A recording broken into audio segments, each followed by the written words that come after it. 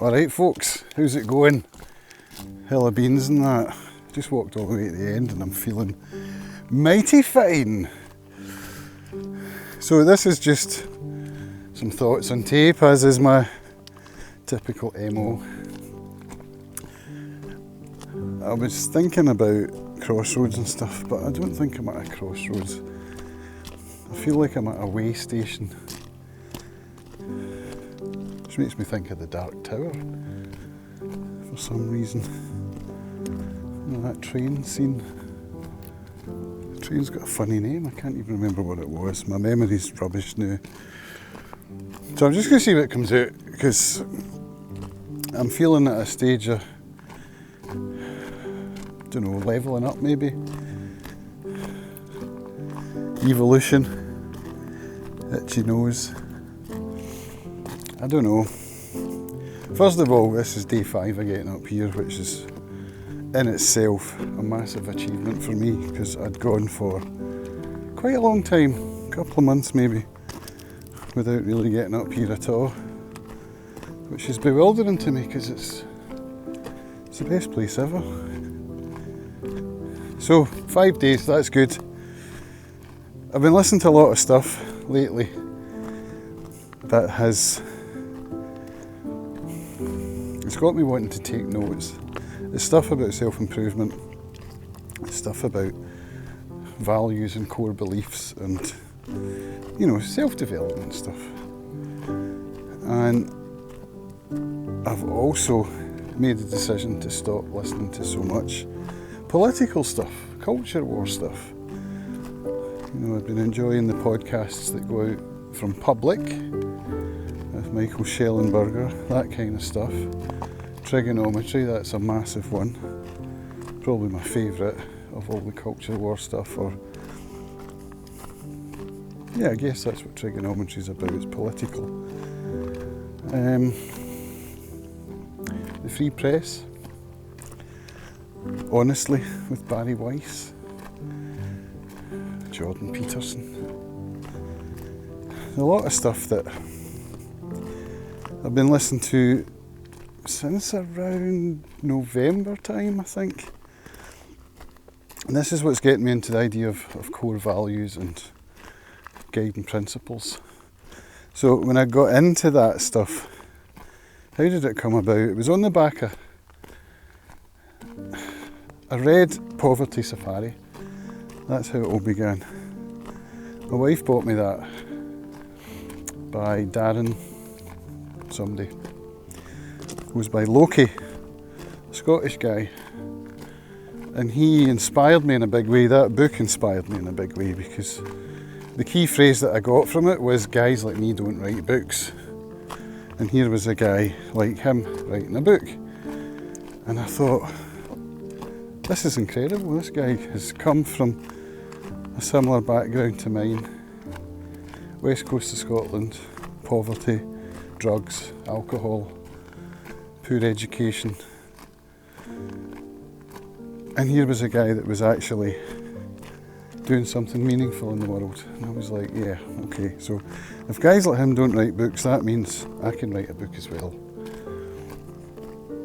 And I googled him and I found trigonometry, because he'd just been on, so interviewed by Constantine Kissin and Francis Foster, Darren McGarvey, that's it. And that's how I found trigonometry, and through that I started listening to more interviews that they'd put out. I started listening to or reading Common Sense, which was the Free Press before it was the Free Press. Listening to Barry Weiss, learning about political concepts that I really didn't know what they were. I didn't even know what right wing and left wing meant. That's how naive I was, because I deliberately decided not to engage in politics quite a long time ago. And my education, as I've just alluded to, was pretty poor. So, you know, basic concepts like liberalism and libertarianism and conservatism and all the isms in between, Nazism and, well, I knew what communism was because I've I've studied Russian history a lot. I mean, like, I've gone deep into Russian history. But I don't think I knew it was left wing. Is it left? It's super left. Anyway, that's besides the point. The idea came into my head that here's a guy that doesn't engage, that's middle-aged, and is making an effort to engage. And I think that was all coming from a desire to find my place in the world, politically speaking maybe, to figure out my identity.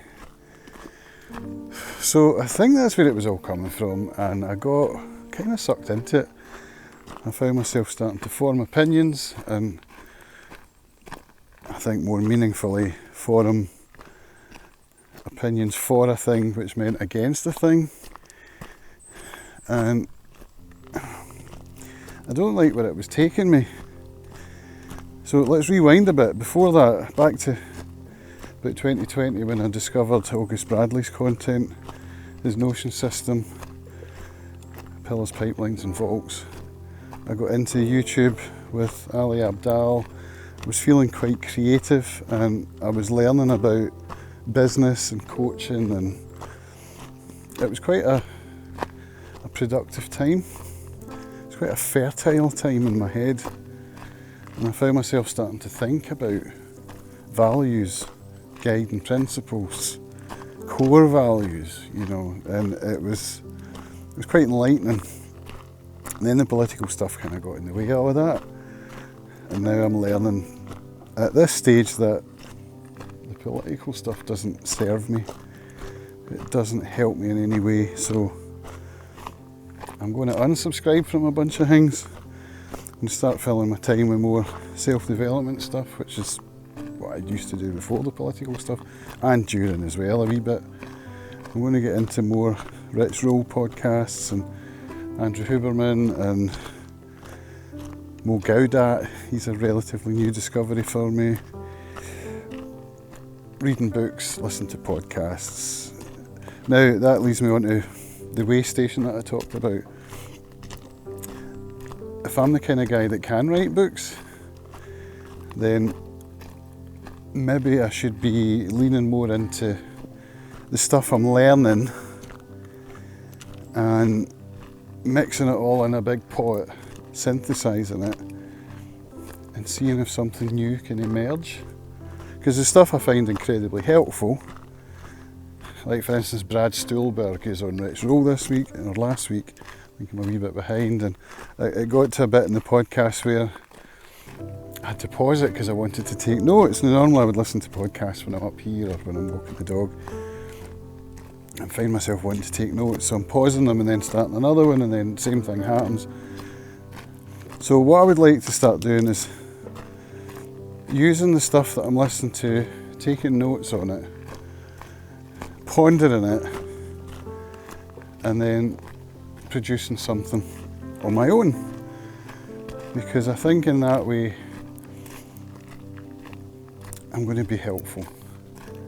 And first and foremost, this is what came up this morning in my morning pages, is that what I'm doing right now with my morning routines and with the content that I'm consuming is helping me, and through that I'm helping my family, because it makes me a better bear. It puts me more in tune with my values, and that's what I want to do. And I want to teach people how living in alignment with your values is the most important thing in recovery, but in life as well. Because that's why I'm sure I found myself going down the alcohol and prescription pill route, because there's a lack of meaning, and that lack of meaning, I mean, it could be trauma based, I acknowledge that, because I did have a lot of stuff going on in my life with my accident and all that. It could be based on my autism or manic swings, mood swings, or attention deficit disorder, whatever label you want to put on it. None of it really matters. What matters is the fix, not the problem. And the fix is to figure out what your core beliefs are, and then live in alignment with those core beliefs. And that's a firm belief that I've come to over what we come into now, 18 years of not drinking next month. A few years of not taking prescription pills. And lots of soul searching. Many years of following the 12 steps, which I'm kind of still doing. I'm still living in alignment with the tenets of Alcoholics Anonymous, and I think that ultimately this conclusion I've come to, that meaning and purpose and living in alignment with your core values, those are the underlying features of Alcoholics Anonymous, of Christianity, of Freemasonry, of any kind of religion or philosophy that can help you live a fulfilling life. So that's my goal. My goal is for me to live a fulfilling life, and that involves a lot of service. So serving my family, doing what I can to ensure that the family flourishes, but also to put what I'm learning out there and try and help other people like me who are looking for meaning and purpose and relief from bad behaviours, from addictive behaviours. So that's what I'm going to be doing henceforth. I'm going to be taking notes and producing stuff, definitely written form stuff. That's going to be going out on my Substack and on my own website, camscampbell.com. That's where my morning pages goes, and I'm going to be putting out longer form stuff based around these ideas. And the concept of emergence, I think, is a massive thing that I learned from August Bradley about how new stuff can come from systems. So if I'm feeding into a big pot all of the wisdom I'm picking up from different sources, none of the stuff is unique. It's all publicly available information, and a lot of it's well-known tropes, like exercise and diet and you'll be fine, that kind of stuff that we all know. But what's going to be unique is the actual pot, because nobody listens to exactly the same stuff that I'm listening to, or reads exactly the same stuff and creates the same big melting pot of ideas. And no one's got my head or my experience or my knowledge. So whatever I do produce, whatever emerges, is going to be novel on some level. And I'm going to enjoy the process, because that's the biggest part of this. Getting out my own way, enjoying the process, and not worrying about the reception. Because that's where, what is it Rich Roll just said in the podcast, he talked about external dashboards and internal dashboards with respect to looking at audiences and producing content for audiences. And I know that's how one becomes successful financially, but following one's internal barometer is the way to enlightenment, fulfillment, satisfaction. And hopefully somewhere along the way the financial side will follow, as long as I follow my heart, be true to myself, all that good stuff. So there you go, I've got my thoughts out, such as they are. If you've listened this far, I thank you.